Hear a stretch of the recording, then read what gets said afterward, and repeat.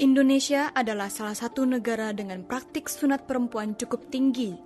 Padahal praktik ini sudah dilarang secara internasional karena membahayakan kesehatan.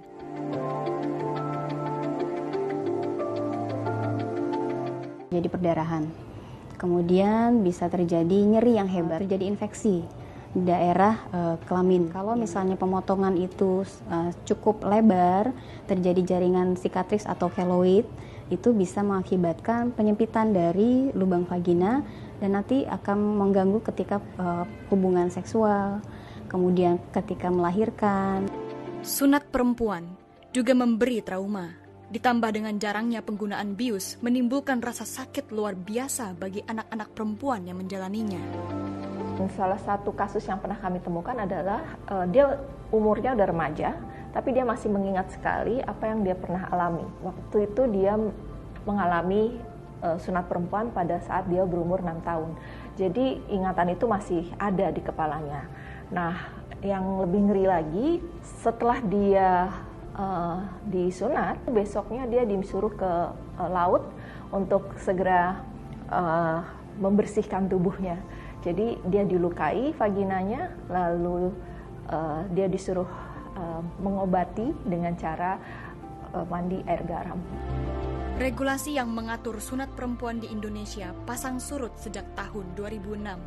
Terakhir, tahun 2014, Kementerian Kesehatan mencabut aturan tentang sunat perempuan. Nah, sebenarnya di dalam kurikulum pendidikan, baik itu dokter, bidan, itu tidak pernah diajarkan tentang bagaimana melakukan sunat perempuan. Sehingga memang tidak dianjurkan untuk dilakukan, karena memang bukan kompetensinya. Lantas, apa yang membuat banyak orang tetap bersikeras untuk menyunat anak perempuan mereka? Jawaban yang paling sering ditemui adalah alasan tradisi dan anjuran agama. Iya, dari orang tua saya juga disuruh begitu, mesti wajib begitu buat disunat.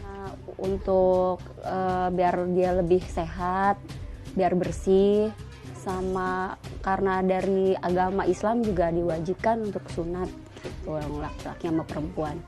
Apa tahu nggak dari surah yang mana atau dari anjuran yang mana? Nggak tahu deh, nggak tahu saya surat apa nggak tahu. Menurut UNICEF, praktik sunat perempuan masih terjadi di berbagai tempat di Indonesia. Gorontalo disebut sebagai daerah dengan tingkat praktik sunat perempuan tertinggi. Digores ujungnya aja buat ngilangin putih-putihnya aja.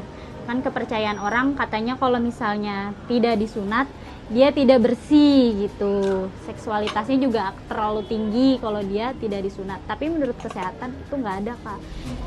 Kurangnya edukasi pada masyarakat menyebabkan praktek ini masih marak dilakukan. Pemerintah Indonesia pun belum bersikap tegas. Hingga kini, tak ada aturan resmi yang melarang atau memberi sanksi bagi praktik sunat perempuan. Ada 4 jenis sunat yang bisa dilakukan pada perempuan atau biasa disebut Female Genitalia Mutilation atau FGM.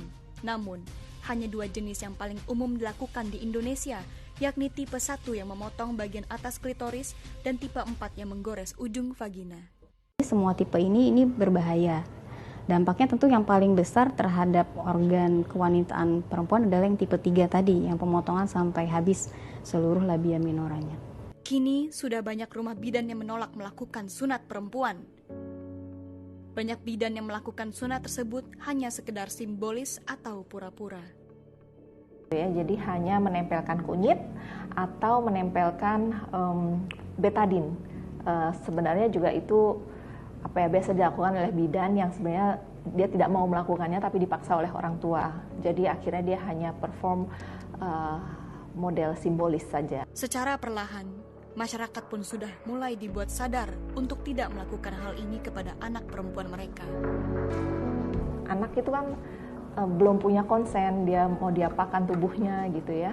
Nah ini sudah ada banyak sekali stigma atau sudah banyak sekali pandangan-pandangan tentang vagina perempuan. Nah ini yang sebenarnya harus dibongkar, ketabuan membicarakan ini harus dibongkar.